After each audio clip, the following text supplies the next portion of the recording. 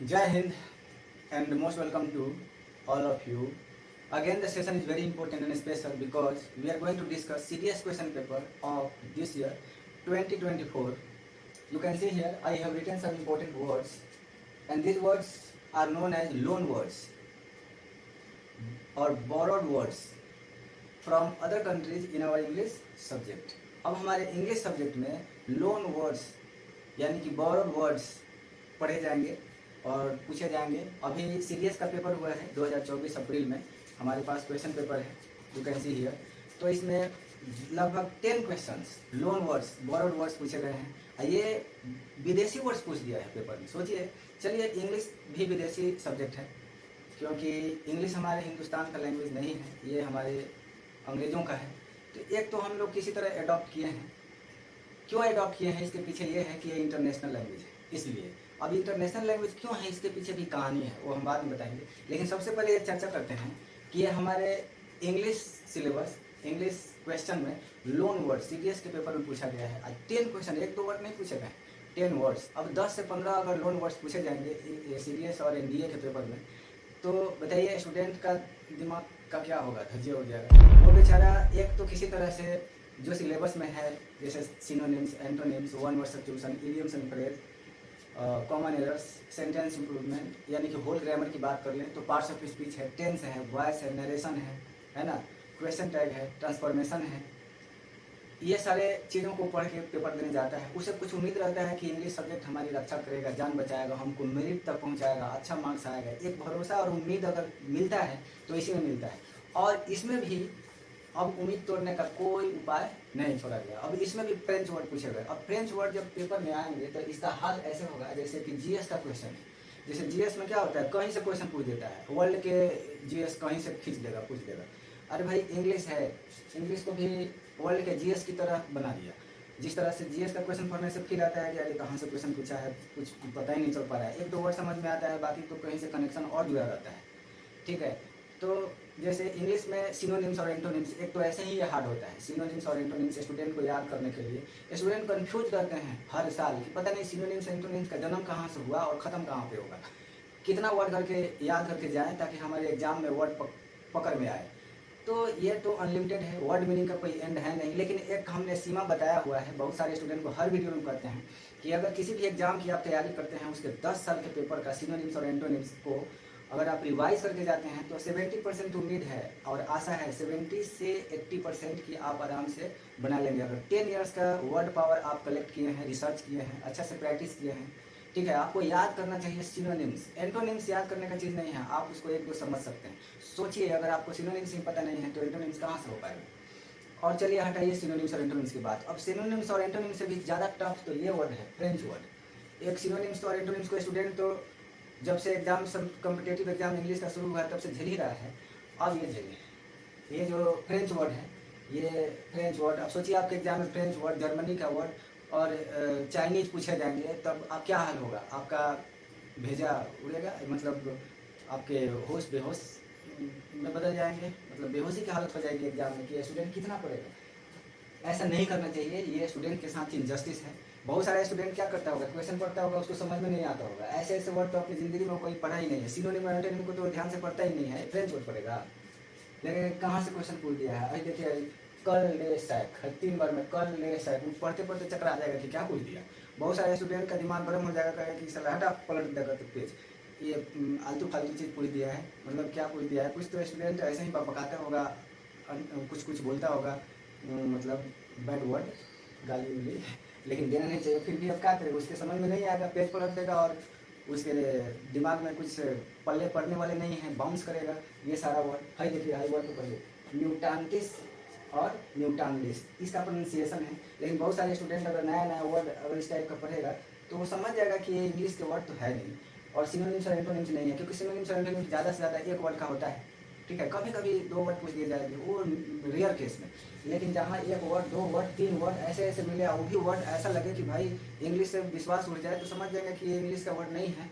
और इंग्लिश के अलावा ये दूसरे फ्रेंच वर्ड, मतलब विदेशी वर्ड्स हैं। तो विदेशी वर्ड्स लिया है, बहुत सारे स्टूडेंट इसको पढ़ेंगे, कुछ तो अपने अलग अलग तरीके से पढ़ेगा, मुटानलिस, पुटानलिस, मुचानलिस, बुचानलिस हैं। तो उसका भेजा गर्म हो जाएगा दिमाग कि ये क्या पूछ दिया। लेकिन अब क्या करें, मजबूरी हम लोगों के साथ है कि हम लोग कुछ करते नहीं हैं, किसी को बोलते नहीं हैं, किसी को ये नहीं कहते कि भाई तुम अपने सिलेबस में रहो, लिमिट में रहो, ये ऐसा ऐसा क्वेश्चन ना पूछो और नहीं पूछनी चाहिए। क्यों फ्रेंच वर्ड पूछ दिए आप? स्टूडेंट को ही सबको वीडियो या जो भी हो अपना थोड़ा ये करना चाहिए, अपने हक की मांग करनी चाहिए कि हमें इंग्लिश से सिनोनिम्स और एंटोनिम्स पूछा जाना चाहिए। ये हम वर्ल्ड के लैंग्वेज पढ़ने का ठेका लेकर थोड़े बैठे हैं, ठीक है। लेकिन अब एक बेनिफिट के रूप में सोचिए कि अगर उस देश का लैंग्वेज अगर आपको कुछ आता है तो चलिए आप उस देश में या कभी कोई अर्जेंट संकट या कुछ पड़ जाए तो उसके लैंग्वेज को आप समझते हैं तो चलो हेल्पफुल हो जाएगा, ये हम मानते हैं। लेकिन एट द सेम टाइम ये हमारे कॉम्पिटिटिव एग्जाम को इतना टफर और टफेस्ट बना देता है कि स्टूडेंट का जो विश्वास होता है ना, एक भरोसा, एक उम्मीद के साथ कंपटीशन की तैयारी करता है, वो उसकी हिम्मत टूट जाता है। वो सोचता है कि अब क्या कितना पढ़ें, एक तो हमारा सिलेबस इंग्लिश को हम पढ़ नहीं पा रहे हैं, ये French word, Chinese word, Germany का वर्ड पूछ देगा तो क्या हाल होगा सोचिए। तो चलिए कोई नहीं, आज की क्लास को हम लोग शुरू करते हैं। और हाँ, एक बात बताते हैं, ये क्यों फ्रेंच वर्ड पूछा है, और ये हमारे जो इंग्लिश पेपर है ये हमारे कॉम्पिटिटिव लैंग्वेज का पेपर बन चुका है। आपके कॉम्पिटिटिव एग्जाम में इंग्लिश पूछता है, और ये आपको पता ही है इंग्लिश एक वर्ल्ड का लैंग्वेज है, इंटरनेशनल लैंग्वेज है। आपको इसका हिस्ट्री थोड़ा बता देते हैं अगर आप ध्यान दें तो। याद रखिएगा कि इंग्लिश को इंटरनेशनल लैंग्वेज क्यों बनाया गया। तो इंग्लिश को इंटरनेशनल लैंग्वेज इसलिए बनाया गया, ये बहुत लंबा इतिहास है, बहुत कहानी है फाइटिंग का। आपको शॉर्टकट में बताते हैं कि दुनिया का हर देश अपने लैंग्वेज को इंटरनेशनल बनाने के लिए युद्ध करने के लिए तैयार था, लड़ाई मतलब वॉर, ठीक है। चाइना कहता था कि मेरा चाइनीज़ लैंग्वेज वर्ल्ड का इंटरनेशनल लैंग्वेज बनेगा, चाहे जो हो जाए, चाहे इसके लिए मारने को भी पड़े तो मारेंगे, युद्ध करने जो भी हो। तो इधर से फ्रांस उठा, अब बोला हमारा फ्रेंच लैंग्वेज वर्ल्ड का लैंग्वेज बनेगा, क्योंकि हम चाहते हैं कि पूरा देश फ्रेंच लैंग्वेज बोले। उधर से जर्मनी कहा कि हम जर्मन लैंग्वेज को वर्ल्ड का लैंग्वेज बनाएंगे।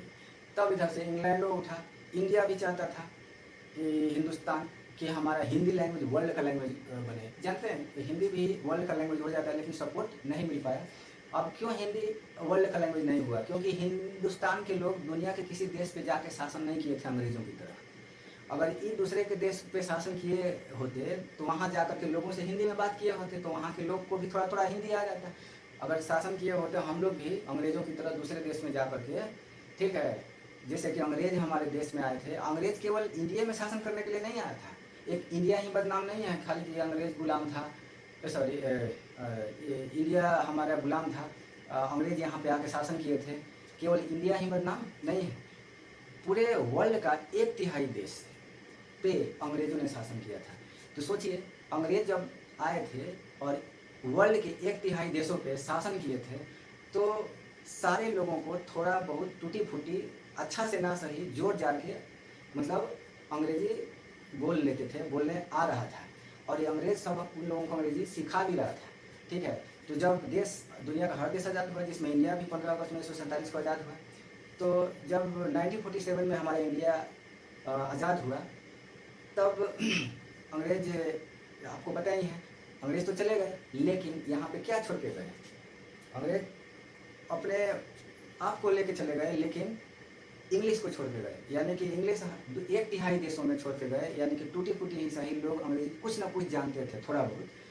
तो इससे उसको बल मिला, ठीक है, इंग्लैंड को। तब इंग्लैंड ने कहा अरे बकलोल, चाइना, जापान और क्या कहते हैं फ्रेंच को कहा, समझाया कि तुम लोगों का लैंग्वेज वर्ल्ड का लैंग्वेज नहीं हो सकता, क्योंकि तुम लोगों ने उतना शासन नहीं किया है जितना अंग्रेज़ों ने किया है। अंग्रेज हर देश में लगभग शासन किया है, ठीक है, इसलिए सबको झुकना पड़ा। और इसी शासन के दौरान अंग्रेज़ों ने लोगों को अंग्रेजी सिखाई थी, तो अंग्रेजी कॉमन लैंग्वेज हो गया, क्योंकि दुनिया का हर देश लगभग थोड़ा बहुत ही सही अंग्रेजी जानते थे। इसीलिए एक चौसर नाम का व्यक्ति, ये 14वीं शताब्दी की कहानी है, 14th सेंचुरी का इतिहास है। इतिहास बहुत इंटरेस्टिंग है, जिसमें एक चौसर व्यक्ति था जिसको पूरा नाम है जॉफरी चौसर, जिसको अंग्रेजी का बाप कहते हैं, father, the father of English, Geoffrey Chaucer. उसने पूरे वर्ल्ड के लोगों को समझाया कि इंग्लैंड में जो इंग्लिश लैंग्वेज है यही होगा वर्ल्ड का लैंग्वेज, क्योंकि सारे लोग थोड़ा बहुत अंग्रेजी जानते हैं, लेकिन चाइना में चाइनीज़ बोली जाती है, ये चाइना तक सीमित है। फ्रांस में फ्रेंच बोली जाती है और ये फ्रेंच तक ही सीमित है, इससे बाहर कोई बोलता नहीं है। हिंदी पूरे हिंदुस्तान में बोली जाती है, दूसरे देश के लोग बोलते नहीं हैं। और ये नहीं है कि किसी को रेस्ट्रिक्शन है, बोलने के लिए कोई भी बोल सकता है, जिसकी रुचि हो, इंटरेस्ट हो और जिसमें लगन हो तो लैंग्वेज को सीख सकता है, वो फ्री है। लेकिन एक मास की बात हो रही है कि ज़्यादा मात्रा में जानने के लिए ये जो है इंग्लिश है, जिसको कॉमनली थोड़ा बहुत ही सही लोग जानते ज़रूर हैं। 1/3 देश दुनिया का ऐसा है जो अंग्रेजी अब से अपडेट है, जानता है, इसलिए इंग्लिश को बनाया गया वर्ल्ड का लैंग्वेज, इंटरनेशनल लैंग्वेज। तो याद रखिएगा, इंग्लिश का एक इतिहास है इंटरनेशनल लैंग्वेज बनने में।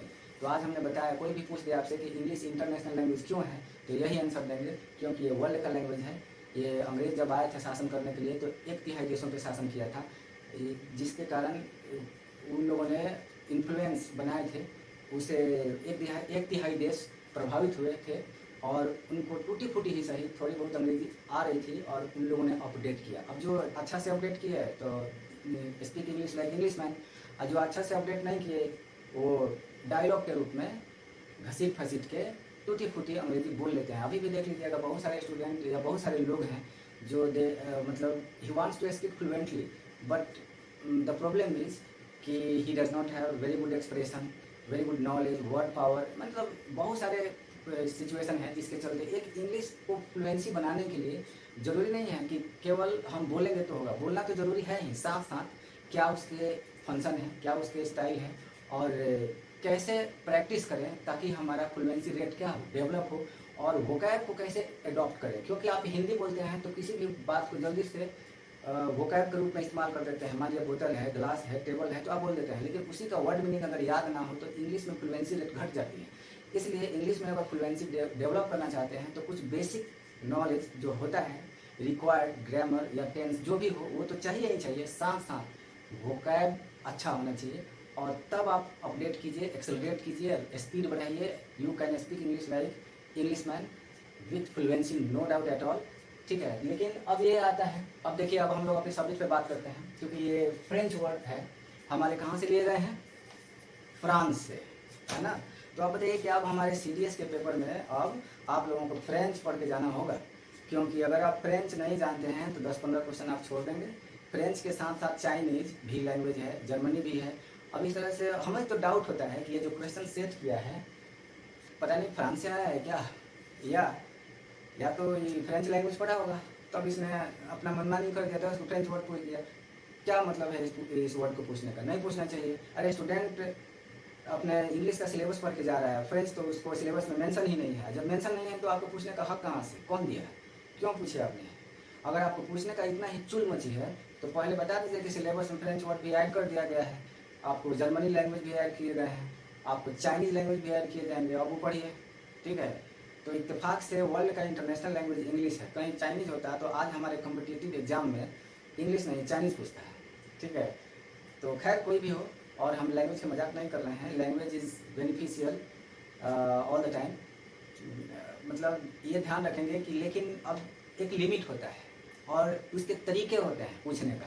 आप किसी को बताइए कि हाँ ये सिलेबस ऐड किया जाएगा तब पूछिए, बिना बताए। अभी ये कहीं मेंशन ही नहीं है कि फ्रेंच वर्ड पूछेंगे, पूछिए फ्रेंच वर्ड 10-15 वर्ड। ये सारे स्टूडेंट, हमको लगता है 100% में 1% भी मुश्किल से किए होंगे, वो भी छोड़ दिए होंगे। 99% तो बिल्कुल इसको देख करके साइड हो गया होगा कि यार ये सब पढ़ने से हमारा मूड खराब हो रहा है। तो बहुत सारे स्टूडेंट अभद्र या ऐसे बकबका करके क्वेश्चन कुछ बैड वर्ड बोल करके अपना पेज पलट देते होंगे कि ये क्या है, पढ़ने से कोई फायदा ही नहीं, कोई तो गाली दे कर चुप हो जाता होगा। हालांकि देना नहीं चाहिए, लेकिन क्या करें, उसका मूड खराब हो जाता होगा। आइए हम लोग शुरू करते हैं अपने टॉपिक को और थोड़ा सा फ्रेंच वर्ड को देखते हैं, सीखते हैं, जस्ट ट्राई। क्योंकि हम भी क्या करें, हम हो या आप हो, कोई भी टीचर्स हो या कोई भी स्कॉलर हो, दूसरे देश के लैंग्वेज को सीखना पड़ता है सिखाने के पहले। अब हम भी कुछ पढ़ें, कुछ समझें, अब आपको हम बता रहे हैं, कुछ मिस्टेक भी हो सकती है, तो I am sorry, but I am highly careful of it. अब यहाँ पे ध्यान दीजिएगा, पहला वर्ड ये देखिए, ये वर्ड है डेजा। अब स्टूडेंट जब इस वर्ड पढ़ेगा डेजा, उसका गर्म हो जाएगा भेजा, कहेगा कि चलो क्या पूछ दिया रे भाई, डेजा व्यू, ऐसा कोई सिनोनिम तो होता नहीं है, समझ जाएगा कि बहुत डिफिकल्ट वर्ड पूछ दिया। ऑलरेडी लिखा हुआ है लोन वर्ड्स, कोई दिक्कत नहीं है। ये लोन वर्ड्स के साथ इसका मीनिंग है, यहाँ ध्यान दीजिएगा, MEANING, इसका ये मीनिंग होता है। कहाँ पे? फ्रांस में, फ्रेंच में। अगर फ्रेंच में कोई बोलता है ना डेजा व्यू, तो इसका मीनिंग होता है ये बोला, feeling of having experience the present. अब इस बात को भी समझने में आपको थोड़ा दिमाग लगाना होगा कि भाई क्या है डेजा व्यू, मतलब क्या। अब जब तक आप अलग अलग तरीका से रेफरेंस प्रैक्टिकली एग्जाम्पल के तौर पे नहीं समझेंगे ना, तो कोई वर्ड समझ में नहीं आएगा। इतनी आसानी थोड़ी है।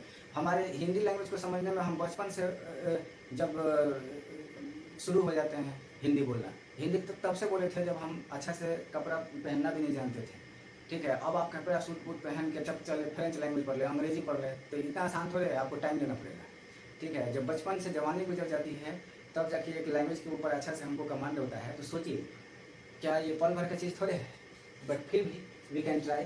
अब यहाँ देखिए, डेजा व्यू का मतलब डेजा व्यू। अब हम लोग यही कर सकते हैं, कहीं कहीं से एग्जाम्पल लेके एक्सपीरियंस ले सकते हैं।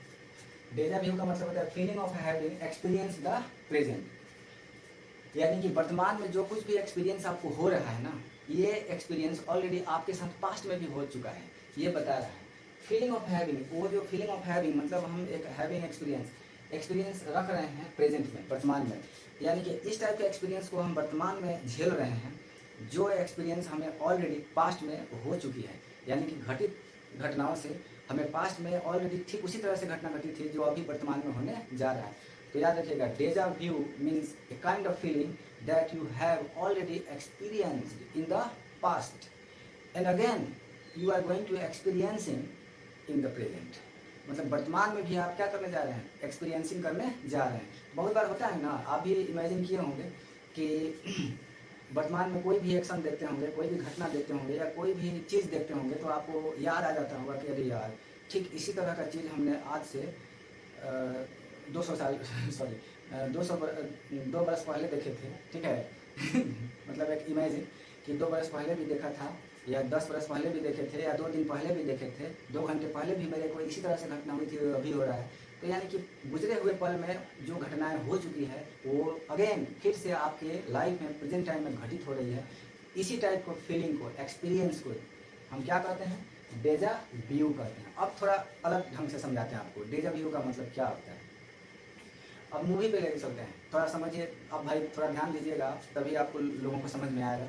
जैसे मूवी आपने देखा होगा, बहुत इंटरेस्टिंग मूवी है धोनी मूवी, MS धोनी जो मूवी आई थी धोनी के ऊपर, जिसमें सुशांत सिंह राजपूत हीरो है, एक्टर है, और हीरोइन है दिशा पटनी और कियारा आडवाणी, ठीक है। तो जरा इमेजिन कीजिएगा, आप अगर मूवी देखे होंगे ना, जो लोग नहीं देखे होंगे प्लीज़ उनको मूवी देखना पड़ेगा, तब आपको ये सारी चीज़ समझ में आएगा कि डेजा व्यू क्या है भाई, ठीक है। डेजा व्यू का मतलब है कि आपको बता चुके हैं पास्ट में जो ऑलरेडी घट चुका है वो फिर अगेन प्रेजेंट में वर्तमान में घटने जा रहा है, तब आपको रियलाइज़ होता है कि अरे यार ये ठीक नहीं हो रहा है। जैसे धोनी मूवी में सुशांत सिंह राजपूत से पहला अफेयर, पहला लव होता है दिशा पटानी का। तो एक दिन वो बात होता है मोबाइल पे, तो कहती है कि कल वैलेंटाइन डे है और मिलना है, तो तुम्हारे लिए क्या गिफ्ट लाएं, या कुछ भी ऐसी बात हो रही है। तो इधर से सुशांत सिंह राजपूत कहता है कि मैं वैलेंटाइन डे नहीं मनाता। तो ठीक इसी तरह से घटना उसके लाइफ में जिस तरह से एक बार हुआ, उसी तरह से दोबारा कियारा आडवाणी के साथ होता है। तो ऐसा ही सीन आता है, वैलेंटाइन डे फिर आते हैं लाइफ में, और फिर वो कियारा आडवाणी प्रपोज करने के लिए मिलना चाहती है और बोलती है कि तुम मेरे लिए क्या गिफ्ट लाओगे। तो फिर से ये सुशांत सिंह राजपूत बोलता है कि मैं नहीं आ सकता, मैं वैलेंटाइन डे नहीं मनाता। अब एग्जाम्पल है, इस तरह से आपको बोलते हैं ताकि आपको कुछ आसान लगे, आपको समझ में आ गया होगा और आप मूवी देखेंगे होंगे। तो फिर एट ए टाइम इसको रियलाइज़ होता है कि अरे यही घटना हमने फर्स्ट मिस्ट्रेस के साथ, बिलेवेड के साथ किए थे, जिससे उसको मिल नहीं पाए थे, एक्सीडेंटल हो गया था, मर गई थी, और ठीक उसी तरह से घटना इसके साथ भी होने जा रहा है। तब इस रियलाइजेशन के चलते वो जल्दी प्रपोज करता है और जल्दी अपने मन की बातों को एक्सेप्ट कर लेता है और कह देता है। तो इससे हमको एक लेसन मिलता है, सीख मिलता है कि अगर पास्ट में कोई ऑलरेडी कोई घटना हुआ है ना और वही घटना रिपीट कर रहा है ना प्रेजेंट में, अगर वो बैड घटना है तो हम उसको अपने को क्या करते हैं, एक्शन लेते हैं ताकि कंट्रोल कर सकें। अगर पास्ट में अच्छी घटना हुई है जिससे हमको बेनिफिट हुआ होगा, वर्तमान में फिर हो रही है, तब तो कोई दिक्कत ही नहीं है। लेकिन पास्ट में कुछ ऐसी घटना घटित हुई है मेरे साथ जो हमारे लिए लॉस था और अभी भी फिर दोबारा घटित हो रही है, तो हम उस लॉस को रोक सकते हैं। ठीक है, तो आपको समझ में आ गया होगा कि डेजा व्यू का मतलब क्या होता है। आपको मैंने अच्छा से समझा दिया डेजा व्यू। और इसमें गाने भी हैं अच्छे अच्छे, आपको मूवी देखना चाहिए, क्योंकि बिना मूवी के एग्जाम देखेंगे डेजा व्यू समझ में नहीं आएगा, तो डेजा भेजा खराब कर देगा अगर आप ध्वनि मूवी नहीं देखेंगे। तो प्लीज़ आप देख लीजिएगा, है ना, देखना ज़रूरी है। और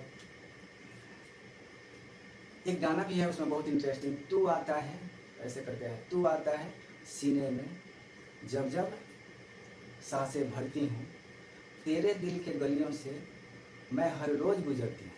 ठीक है, और कौन तुझे यूँ पढ़ाएगा जितना मैं तुमको समझा के पढ़ाता हूँ। मतलब एज लाइक डायलॉग है क्योंकि अब उसमें गाना है, I am not a singer, लेकिन ठीक है सिंगिंग करना चाहिए, इंटरेस्टिंग है। अब कभी दूसरे दिन गा के सुना देंगे, बट अभी तो हम पढ़ा रहे हैं, तो यहाँ पे ध्यान दीजिए। तो आपको पता चल गया होगा कि कितना इंटरेस्टिंग मूवी है और किस तरह से पास्ट घटनाओं से रिलेटेड है। तो ऐसा फीलिंग जो पास्ट में हो चुकी है अब फिर वर्तमान में हो रहा है, इसी को कहते हैं डेजा व्यू।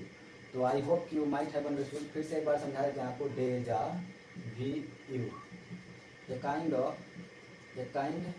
ऑफ फीलिंग, ठीक है, that you have already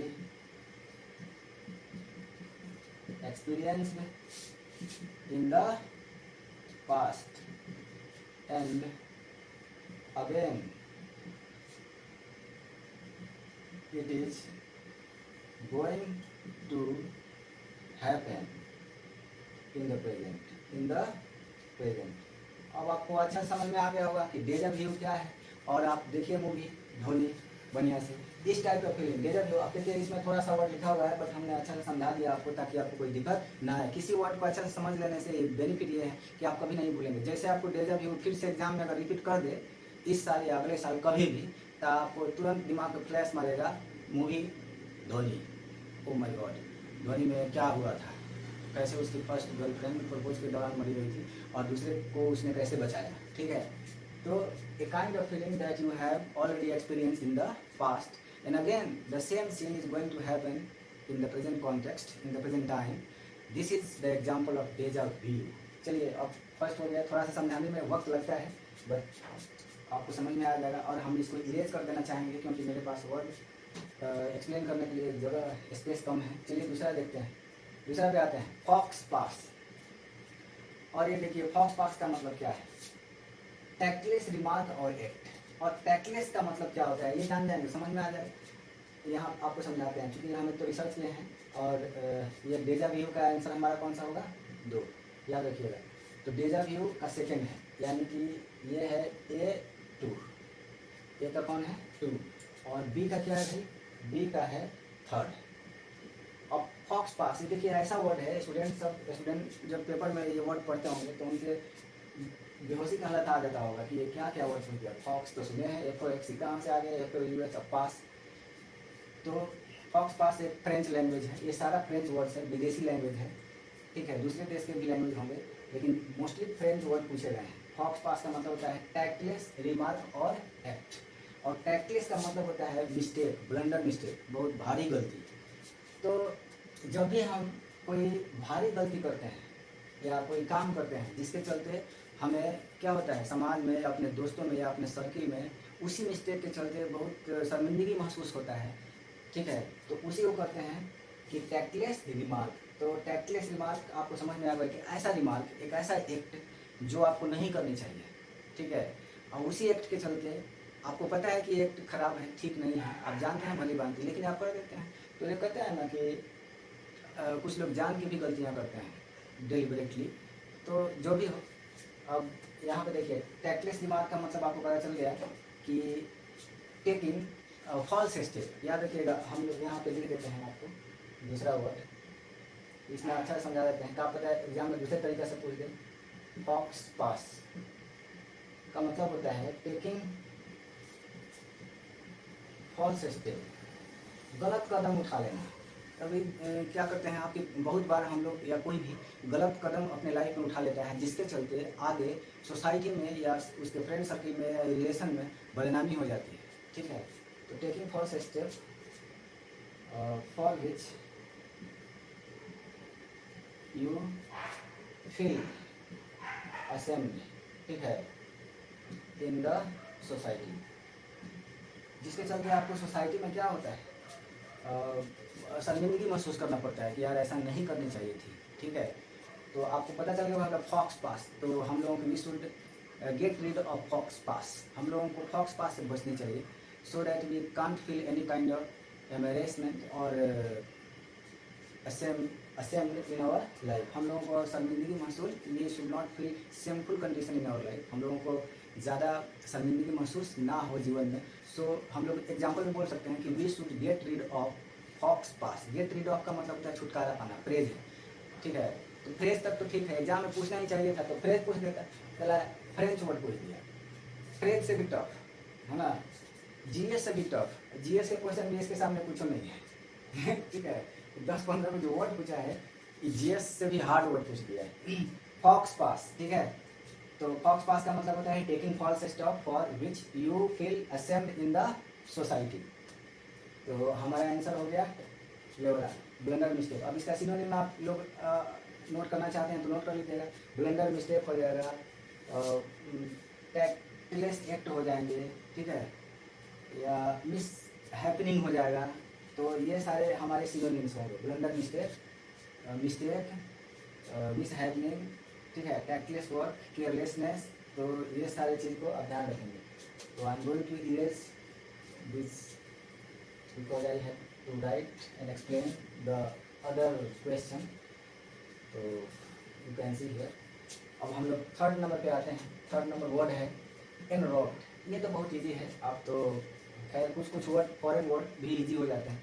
अरे रूट वर्ड आप ऑलरेडी हम लोग अपने इंग्लिश में भी पढ़ते रहते हैं। रूट का मतलब मार्ग, रास्ता, ठीक है, तो रास्ता से जो होगा वही आंसर हो गया। तो एन रोड का मतलब होता है during the course of journey. Journey में हमें पता है कि रूट देखना पड़ता है, मार्ग देखने पड़ते हैं, रास्ता देखना पड़ता है, तो बहुत इजी है। तो आपका ये हो जाएगा सी का 4, इसमें टाइम वेस्ट ना करें। और आते हैं 4 पे। ये देखिए ये वर्ड कितना मतलब अजीब सा है, ले हमें भी पढ़ने में दिक्कत हो रही है। लेसेस फेयर, ये फेयर बोलेंगे, लेसेस फेयर।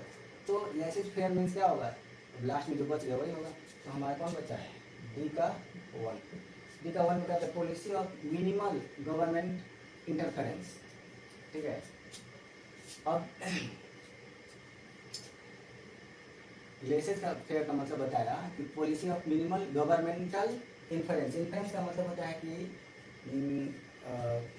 मतलब नॉन डिस्टर्बेंस, कोई डिस्टर्बेंस नहीं होना चाहिए, तब हम इसको क्या बोलेंगे, इंफरेंस।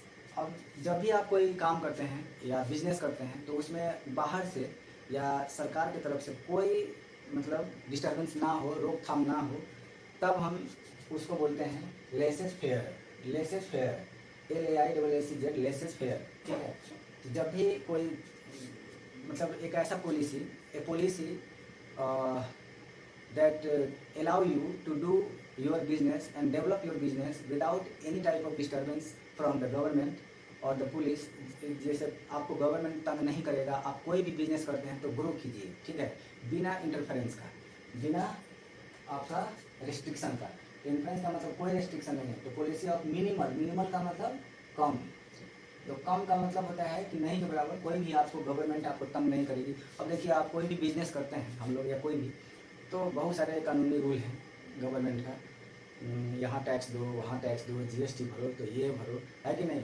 अब इसका मतलब ये है वहाँ पे फ्रांस में, कि फ्रांस में अगर छोटा मोटा कोई बिजनेस करेगा तो उसको गवर्नमेंट से कोई, गवर्नमेंट उसको डिस्टर्बेंस नहीं करेंगे, इंटरफेरेंस उसके बिजनेस में नहीं होगा। तो there is no interference in your small type of business. If you want to grow your small type of business, you can develop, you can make it progress without any kind of disturbance by the government। ठीक है, government आपको disturb नहीं करेगी। तो आपको ये बात समझ में आ गया होगा कि laces fair means fair, fair से वर्ड याद है, एकदम नीट एंड क्लीन फेयर है। आपको कोई टेंशन लेने की ज़रूरत नहीं है, गवर्नमेंट से पंगा लेने की ज़रूरत नहीं है, या गवर्नमेंट आपको डिस्टर्ब नहीं करेगी आपके बिजनेस में। तो आपको ये समझ में आ गया होगा लेसे फेयर। अब आते हैं ये वर्ड के ऊपर, कनॉशियर। अब ये देखिए क्या क्या वर्ड है। अब फॉक्स पास, फॉक्स पास याद रखिएगा, बहुत इंपॉर्टेंट है, फिर से आ सकता है डेजा व्यू फॉक्स पास, ठीक है, क्योंकि कभी कभी रिपीट कर देगा। तो फॉक्स पास का मतलब क्या बताया गया है, टैक्टलेस रिमार्क और एक्ट, कि कभी कभी हम लोग गलत कदम उठा लेते हैं तो फॉक्स पास।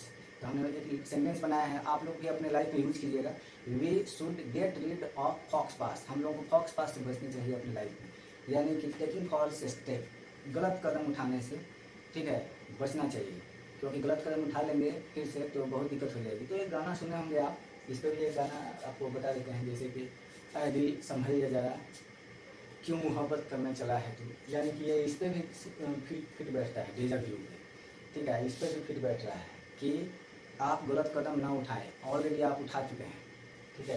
तो फॉक्स पास का मतलब होता है गलत कदम उठाने से सोचिए, डरिए, क्योंकि इससे आपको समाज में, आपके जान पहचान के लोगों में बदनामी होगी, दुनिया में बदनामी हो जाएगी, देश में बदनामी हो जाएगा, जिला में बदनामी हो जाएगी, ठीक है, जस्ट लाइक हम बात बोलते हैं। तो फॉक्स पास, ठीक है, इज अ निगेटिव वर्ड, ठीक है। इसमें ये गाना क्या फैक्ट फिर बैठ रहा है, ऐ दिल संभल जा जरा, क्यों मोहब्बत करने चला है तो, यानी गलत कदम फिर से उठाने क्यों चला है, एक बार तो तुम्हारे साथ ऑलरेडी हो ही चुका है। तो ऑलरेडी जानते हैं ना कि जो लोग प्यार व्यार करते हैं तो ऑलरेडी उनके साथ बहुत सारी ट्रेजिडी हो जाती है, उस ट्रेजिडी के चलते दोबारा वो हिम्मत नहीं जुटा पाते हैं, तभी ये गाना गाया गया है, ऐ दिल संभल जा जरा, क्यों मोहब्बत करने चला है तू, मतलब इस टाइप का एक गाना है, अब कभी बाद में गाया जाएगा ठीक है। तो फॉक्स पास का मतलब समझ गया हमने, टैक्टलेस रिमार्क और एक्ट। चलिए अब हम लोग आते हैं उस पर, लिस्ट 1 और लिस्ट 2 दोनों वर्ड का करते हैं। ये क्वेश्चन हो गया। कनॉशियोर, कनॉशियोर तक तो ठीक है, ये सिनोनिम एंटोनिम में वर्ड है, इसको याद करना चाहिए, लेकिन ये टफ वर्ड है। ये कनॉशियोर हमारा विदेशी वर्ड है जो फ्रांस से लिया गया है, और इंग्लिश में भी इसको यूज किया जाता है, पढ़ते हैं लोग, ठीक है, लेकिन ये कुछ इजी टाइप का है। लेकिन ये देखिए कल देश है, कितना टेढ़ा वर्ड है, ये तो और लगता है कि होश उड़ा देगा, जान निकाल देगा। अरे कनॉशियोर का मतलब क्या होता है, पहले इसको समझाते हैं आपको। CONNOISSEUR, connoisseur, connoisseur it's a French word, आपको पहले पता है, सारा वर्ड फ्रेंच वर्ड है। और कनॉशियोर का मतलब होता है एक बहुत एक्सपीरियंस टाइप का आदमी, एक बहुत एक्सपर्ट आदमी, जिसको हर चीज़ का नॉलेज हो, a very experienced person who knows what is what and who is who in a very detailed way, in a very clear way. तो ऐसे इंसान को कहते हैं कनॉशियोर। कनॉशियोर आपको पता चल गया, कनॉशियोर का मतलब बहुत हाईली एक्सपर्ट, बहुत एक्सपीरियंस रखता है, वो एक्सपीरियंस है उसको अब किसी भी चीज़ का, ठीक है, चाहे कोई भी डिस्कशन हो, कोई भी मैटर हो, एक्सपीरियंस होल्डर है, ठीक है। अब कनॉशियोर एक वर्ड मीनिंग है जिसको हम कहते हैं वेटरन।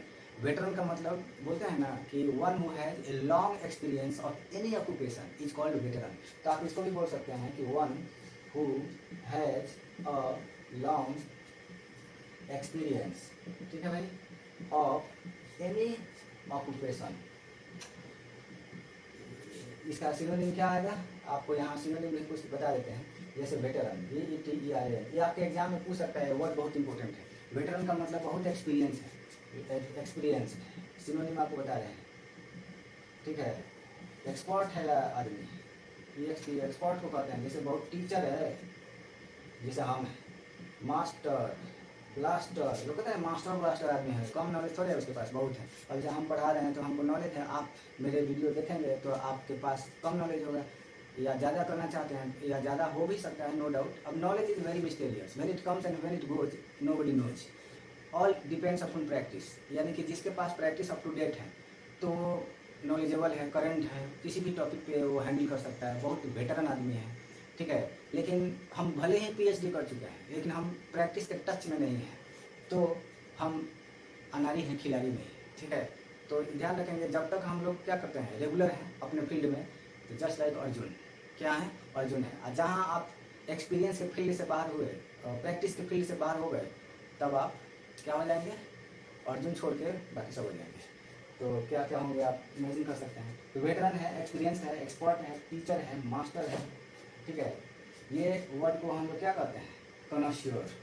तो अब आपको समझ में आ गया होगा कि क्या होता है कनश्योर का मतलब। अब इसमें आप देख लीजिए क्या होगा कनश्योर, देख लीजिए एक्सपर्ट लिखा है ना, expert in matters of taste. अब कहेंगे सर इस तरह से क्यों नहीं आया, तो इस तरह से क्या एक एक वर्ड थोड़े समझाया जाएगा, आपको एक्सपर्ट से ही पता चल जाएगा कि एक्सपर्ट मतलब इसमें बात हुई थी एक्सपर्ट का, बहुत एक्सपीरियंस है एक्सपर्ट है, तो हमारा सही आंसर आ जाएगा कौन, फोर। आप समझ चुके होंगे अच्छा से।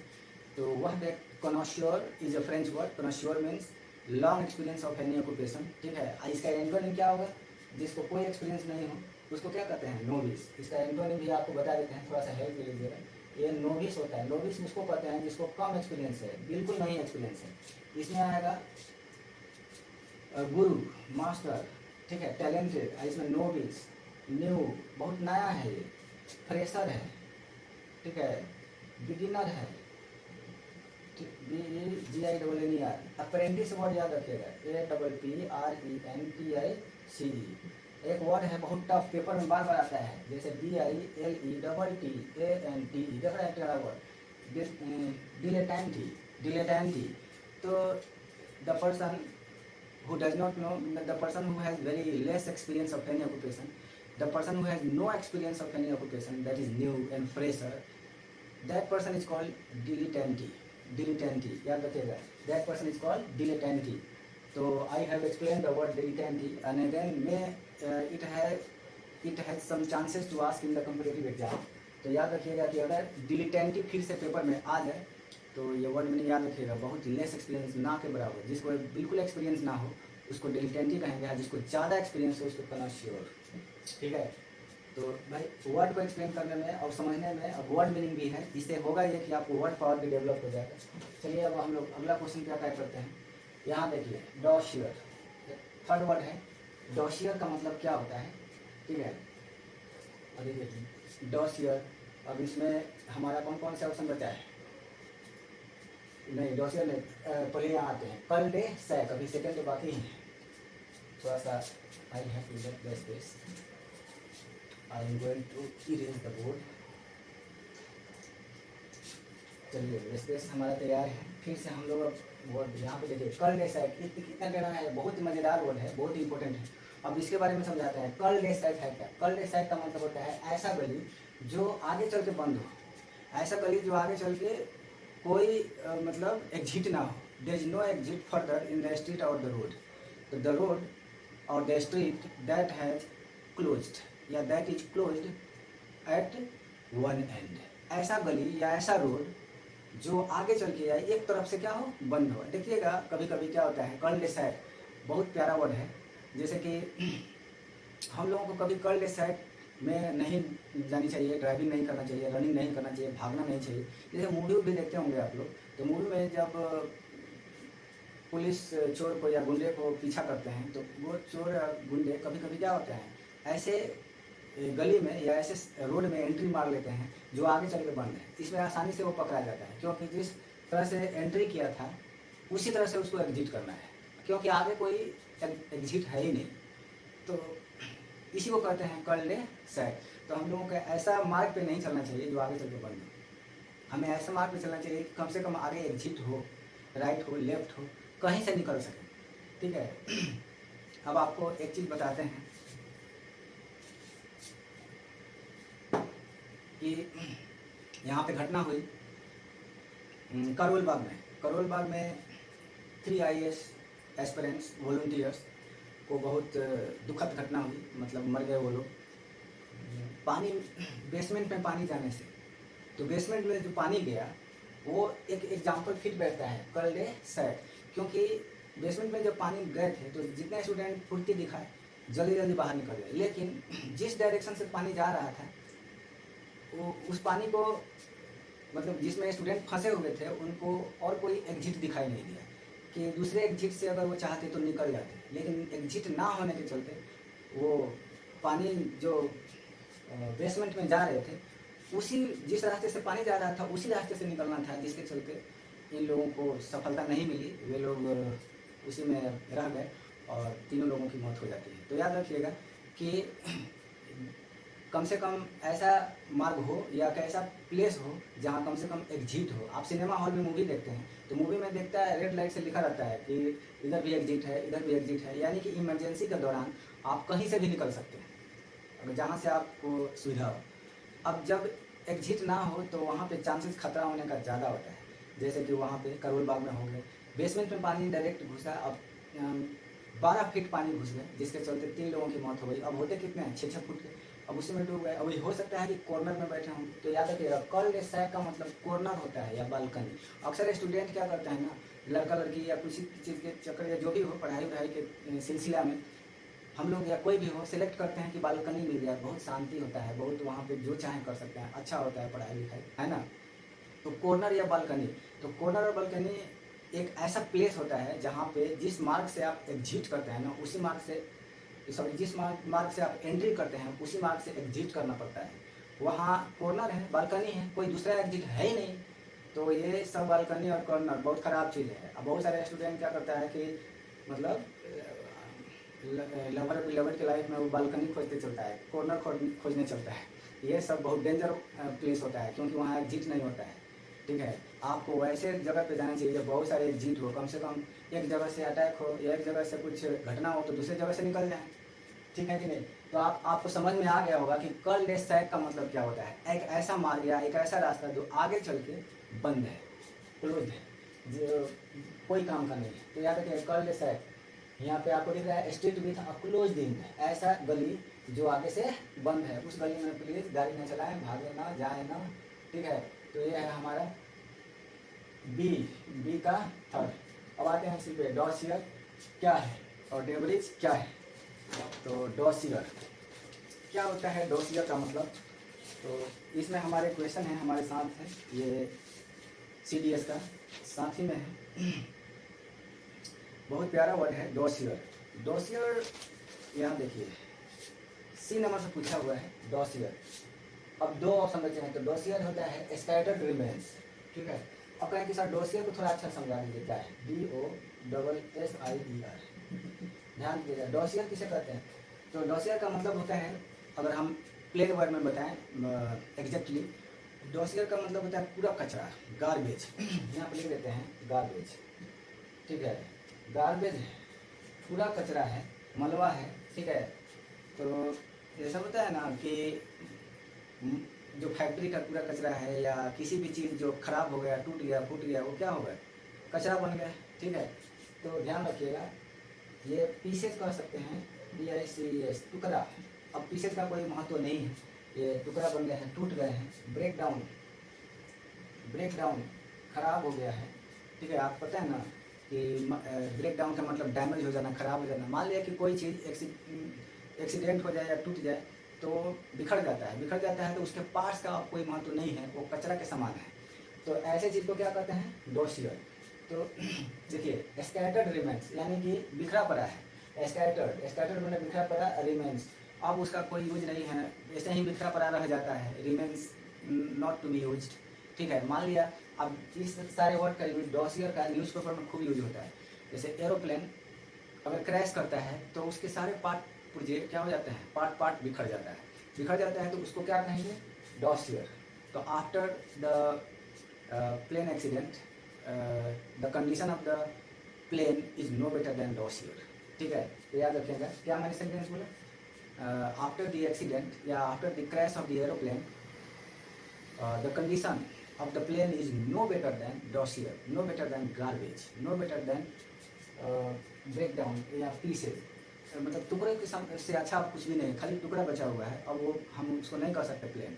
आप किचन में कोई भी सामान उठाते हैं या कांच का सामान या कुछ भी, तो गिरने के बाद क्या हो जाता है, टुकड़े टुकड़े हो जाते हैं। तो ऐसे चीज़ को लोग कहते हैं ना कि the glass is broken into pieces या the glass has broken into pieces. तो जो पीसेज में टुकड़े टुकड़े हो गए, ये क्या बोलेंगे इसको, डॉसियर। तो please arrange anything very carefully, otherwise if something breaks into pieces that will become dossier, ठीक है। तो आपको ये समझ में आ गया होगा कि डॉसियर का मतलब क्या है। तो बहुत अच्छा समझे, स्कैटर्ड रिमेन्स, बिखरा पड़ा रह जाना, यानी कि जब कोई ग्लास गिरता है, कांच के टुकड़ा टूटते हैं तो वो सब बिखरे पड़े रह जाते हैं, अब उसका कोई यूज नहीं है। अब डेब्रिज, डेब्रिज भी बहुत इंपॉर्टेंट वर्ड है, DEBRIS, वर्ड मीनिंग का ध्यान देंगे, ई नहीं है, DEBRIS, डेब्रिज। अब बच गया कौन डेब्रिज, वो हो जाएगा collection of documents on someone or something, ये है डेब्रिज। तो याद रखिएगा, डी का सेकंड हो गया और सी का 1 हो गया। तो इस तरह से आपको ये भी अब डेब्रिज के बारे में समझाते हैं। डेब्रिज क्या है, तो डेब्रिज का मतलब है collection of documents on someone or something, यानी कि आपको पता है कि जब कोई केस को डिटेल में पता लगाया जाता है तो पुलिस उसकी इन्वेस्टिगेशन करती है। अब पुलिस से भी नहीं हो पाता है तब सीबीआई के हाथ में दे जाता है, जब पुलिस लीपापोती का काम करने लगती है। जैसे कि अभी हमारे घटना हुए हैं कलकत्ता में, तो लेडी डॉक्टर के साथ बहुत अनसिविलाइज्ड एक्ट हुए हैं। तो ये जो घटना हुआ इसमें पुलिस बहुत सारे राज को छुपा रही थी, है ना। तो उस राज को छुपाने से पब्लिक में विद्रोह मतलब बढ़ गए कि ये सारे पुलिस मिले हुए हैं इस घटना से के सिलसिला से जो रेप कांड हुए थे। तो अब ये केस हैंड ओवर कर दिया गया किसको, सीबीआई को। अब सीबीआई क्या करेगी कि he will collect the information data in detail and he will या they will investigate the case and they will collect the truth in the fact in the end. अंत में वो लोग कहाँ सच जो होगा उसको निकाल के बाहर करेगी, क्यों लीपापोती नहीं होगा। अब देखिए कितना हद तक क्या होता है। तो ये है हमारा क्या, debris. Debris means collection of documents on someone or something, किसी भी चीज़ पे या किसी भी जैसे उसके ऊपर क्या डॉक्यूमेंट्स है, वो कैसा आदमी है, उसके बारे में डॉक्यूमेंट्स पीस ऑफ मतलब एक कलेक्शन ऑफ डॉक्यूमेंट्स या इंफॉर्मेशन रिगार्डिंग समवन्स मिसकंडक्ट, किसी के मिसकंडक्ट के बारे में, क्या कैसा आदमी है, क्या किया है उसने, करता क्या है, उसके पूरे डिटेल, पूरे डेटा, पूरे इंफॉर्मेशन को कलेक्ट करना, उसके पेपर, उसका पेपर या फाइल कलेक्ट करने को हम क्या कहेंगे, डेब्रिज। तो आपको पता चल गया कि डेब्रिज एक लॉफुल वर्ड है, बहुत इंपॉर्टेंट वर्ड है डेब्रिज, तो आप भूलिएगा मत। Debris is related to the case of rape कांड in Calcutta because CBI is already investigating the case very carefully and in the end CBI is handed over, the case is handed over to CBI because it is the CBI who investigates the case in a very detailed and clear way because police is already, the police are already mixed with the wrong person और you know कि wrong person के साथ already police मिल जाते हैं तो केसों के साथ लिपापोती होने लगता है। वहाँ पे ऐसा दोष लगाया जाता है कि even the police are charged with having connection with the wrong persons that they have committed the crime, such type of heinous crime। ठीक है, तो ये ध्यान रखेंगे कि डेब्रिज मीन्स क्या होता है, हमने अच्छा से एक्सप्लेन कर दिया कि कलेक्शन ऑफ या piece of paper that is case of that is investigation to get the truth and fact in the end. तो आपको ये सब पता चल गए होंगे। अब कुछ वर्ड हैं अब जिसको हम लोग करते हैं, जैसे म्यूटांडिस और मुटांडिस। अब इसका मतलब क्या होता है, क्या नहीं होता है, अब इसको हम लोग थोड़ा देखते हैं। हालांकि बहुत इम्पोर्टेंट वर्ड है ये, ठीक है, और एग्ज़ाम में हमेशा या बार बार आते रहता है, कैसे क्या करें ना करें। इस क्वेश्चन में आया है म्यूटांडिस, ये देखना पड़ेगा क्योंकि इसके ऑप्शन से पता चलेंगे। Sorry for doing it but here we just going to discuss. देखिए यहाँ पे ये है 82 क्वेश्चन में म्यूटांटिस और म्यूटांडिस ये वर्ड है। तो इसका मतलब है कि रिमेनिंग सेम डिस्पाइट चेंजेस, यहाँ पे दिया हुआ है, इसका मतलब है रिमेनिंग सेम डिस्पाइट चेंजेस। जब ये होता है कि अगर प्रैक्टिस करते हैं तो कोई भी वर्ड दिमाग में रहता है, नहीं तो ये आउट ऑफ माइंड से चला जाता है। देखिए क्या दिया है, म्यूटाटिस, प्रोनाउंसिएशन है म्यूटाटिस, म्यूटांडिस, इसका मतलब रिमेनिंग सेम डिस्पाइट चेंजेस। अब अभी तक समझ में नहीं आया होगा अच्छा से कि ये क्या कहना चाहता है। रिमेनिंग सेम एकदम सेम रहेगा, डिस्पाइट चेंजेस यानी कि चेंज होने के बाद भी एकदम सेम रहे। भाई क्या चेंज करें या क्या सेम रखें, ठीक है। तो जैसे लोग कहते हैं ना कि आप ये पढ़े होंगे ट्रांसफॉर्मेशन, एक इंग्लिश का टॉपिक है ट्रांसफॉर्मेशन। ट्रांसफॉर्मेशन का मतलब होता है कि वर्ड को चेंज कर दीजिए लेकिन मीनिंग में चेंज ना हो। तो मीनिंग का मतलब होता है base point, basic point, main point, याद रखेंगे। तो जितना चेंज करना है अननेसेसरी चीज़ है उसको चेंज कर दीजिए, लेकिन मेन पॉइंट और बेसिक पॉइंट चेंज नहीं होना चाहिए। उसी को कहते हैं म्यूटाटिस और मुटांडिस। तो यहाँ पे ध्यान दीजिए, म्यूटाटिस म्यूटांडिस का मतलब होता है कि चेंज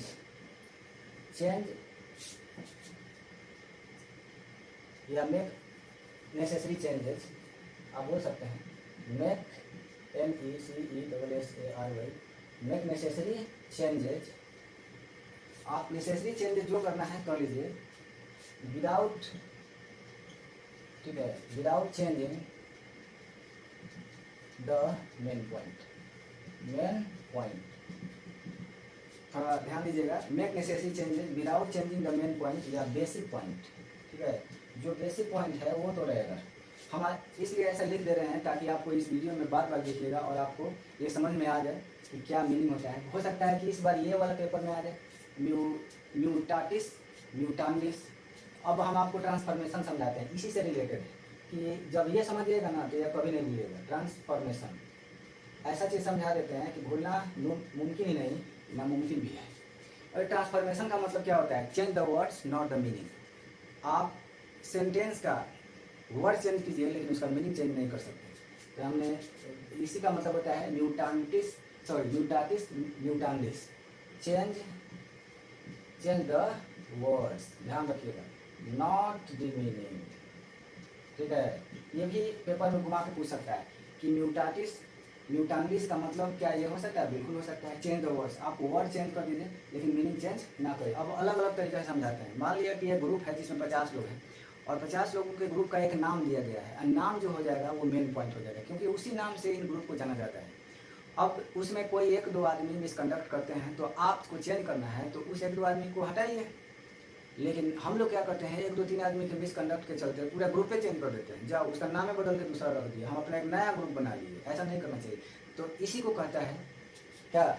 म्यूटाटिस म्यूटांडिस। अब हम आपको समझ में आ रहा होगा कि अगर पेपर के सीरियस एग्जाम में इस साल आ गया म्यूटाटिस म्यूटांडिस तो क्या होता है? Make necessary changes without changing the main point. Main point change नहीं करना है। याद रखें कि सेंटेंस में आए हुए वर्ड बदलेंगे, मीनिंग नहीं बदलेंगे। फॉर एग्जाम्पल हम कहते हैं कि आई एम नॉट गिल्टी, ठीक है। अब देखिए इस सेंटेंस का आप ज़्यादा से ज़्यादा वर्ड चेंज कर दीजिए, मीनिंग चेंज नहीं होगा। तो इसको हम ऐसे भी लिख सकते हैं कि आई एम इनोसेंट, ठीक है। बताइए दोनों में कोई अंतर है? आई एम नॉट गिल्टी का वही मतलब होता है जो आई एम इनोसेंट का होता है। इसी को कहते हैं म्यूटाटिस और म्यूटांडिस। तो याद हो गया होगा आपको कि म्यूटाटिस और म्यूटांडिस जो वर्ड है ये कैसे चेंज करने को कहता है, जो जिसके चेंज करने से आपका मेन पॉइंट में कोई परिवर्तन ना हो। आपका मेन पॉइंट सुरक्षित है, आपका जो बेसिक पॉइंट है वो एकदम ठीक है, आपका मीनिंग सही है, आपका वर्ड बदला है, मीनिंग वही है जो पहले था, ठीक है। तो याद रखिएगा चेंज से रिलेटेड है आपका म्यूटाटिस और म्यूटांडिस। अब हम लोग दूसरे वर्ड पे आते हैं म्यूटाटिस और म्यूटांडिस के बाद। अब कौन कौन एक दो वर्ड आपको और एक्स्ट्रा बता देते हैं ताकि आपको हो सकता है कि आपके अपकमिंग एग्जाम में बेनिफिट हो जाए।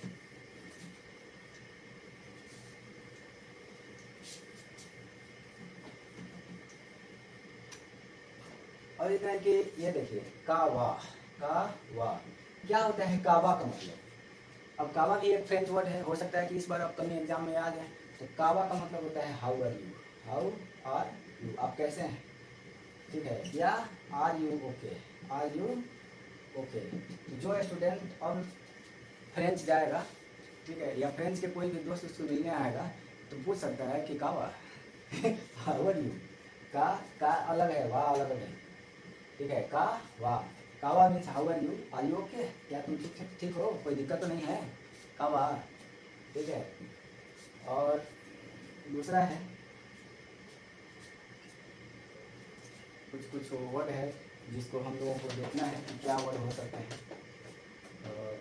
कैरेट एक वर्ड है बहुत इंपॉर्टेंट, CARET।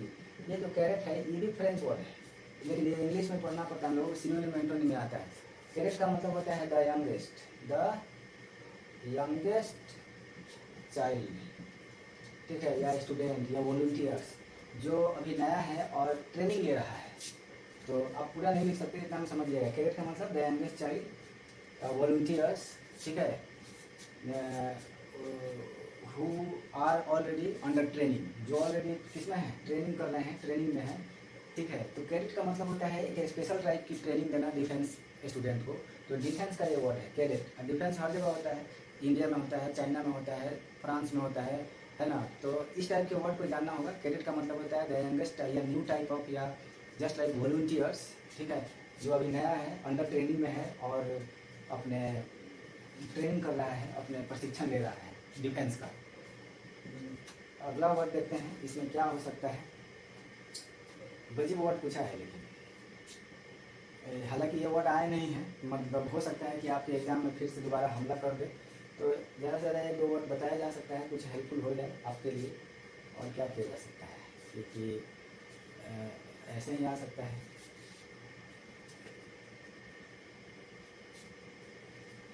और एक वर्ड लिखिए ठेकाडे, FACAD। ठेकाडे का मतलब क्या होता है, ये एक वैल्यू है। ठेकाडे क्या होता है, a false experience that make someone or something more pleasant or better than they really are. एक इस टाइप का एक्सपीरियंस जो किसी को भी क्या कर देता है, पल भर के लिए बहुत प्लीजेंट, अच्छा लगेगा। A type of pleasant experience, मतलब that is highly pleasant for the moment, but this is not in the actual sense. ये एक्चुअल सेंस में ऐसा नहीं है। तो मैंने क्या बताया कि facade means a type of false, याद रखिएगा, FALS, false experience, a type of false experience that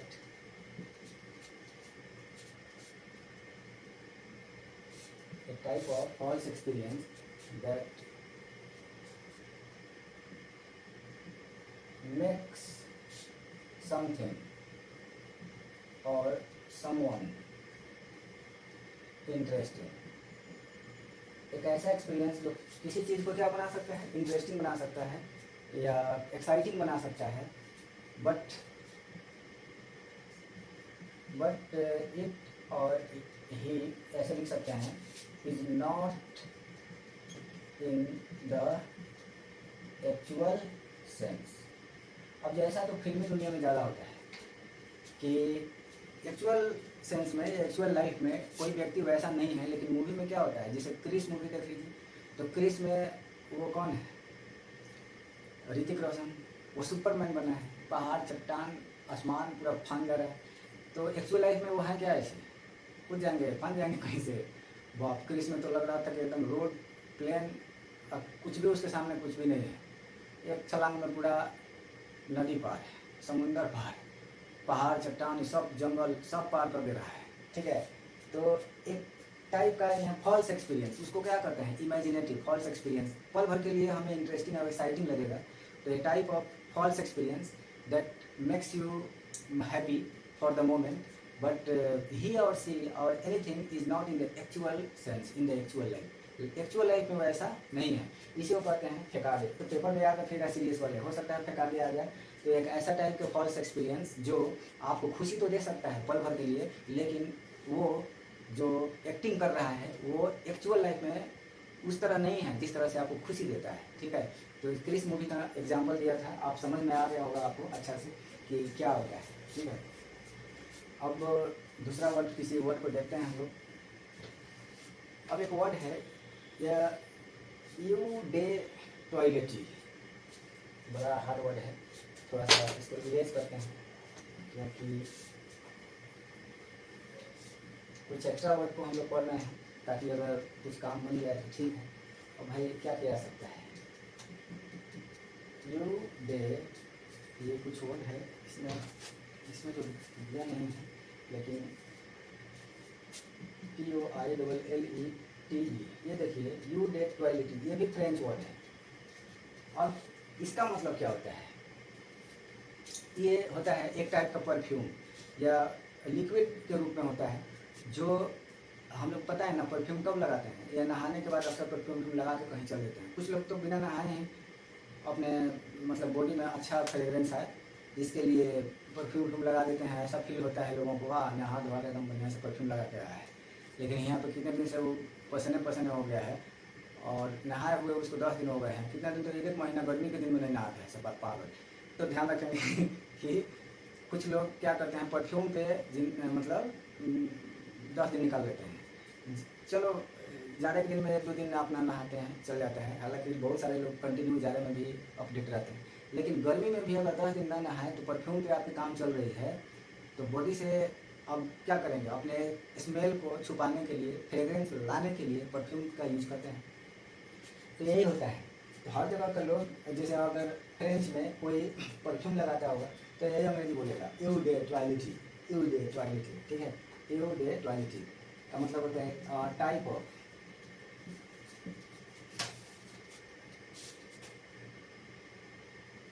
perfume, PRFUM, type of perfume in liquid form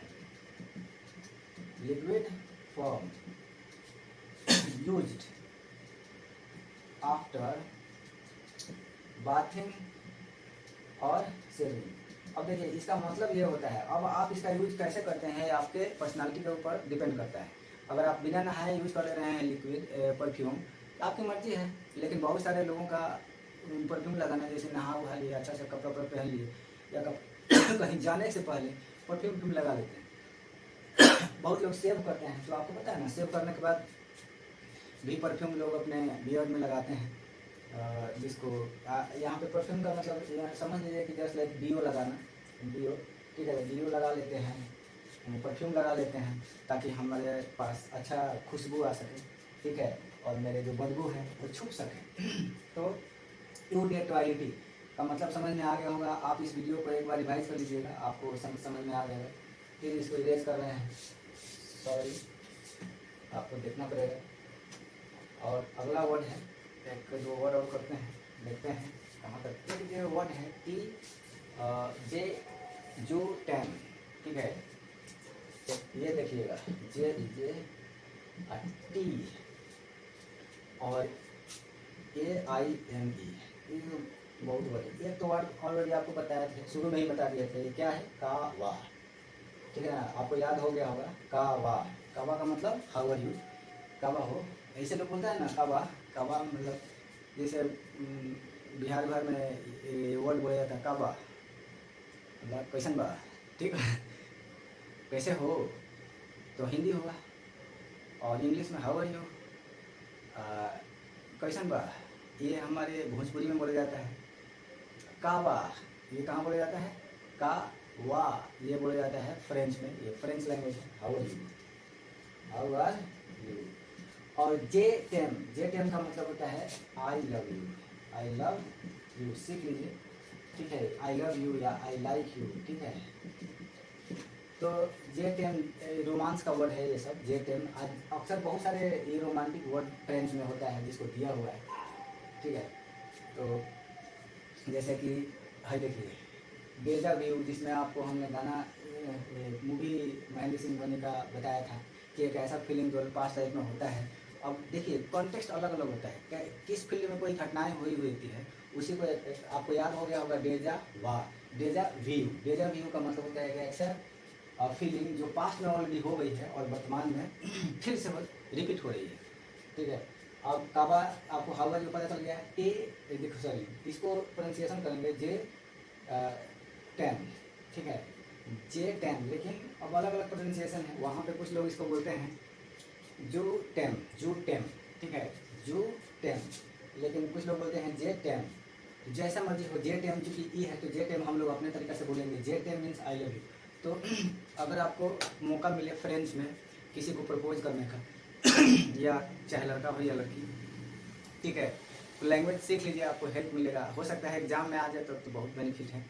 लेकिन जे टेम मतलब बोलेंगे तो समझ में आ गया होगा, I love you in French word. जे टेम कावा मीन्स क्या होगा, how are you. I facade, देख लीजिए एक ऐसा एक्सपीरियंस जो किसी भी चीज़ को इंटरेस्टिंग बना देता है, ठीक है, फॉल्स तरीका से, लेकिन वो एक्चुअल में इंटरेस्टिंग, एक्चुअल लाइफ में वो ऐसा नहीं है।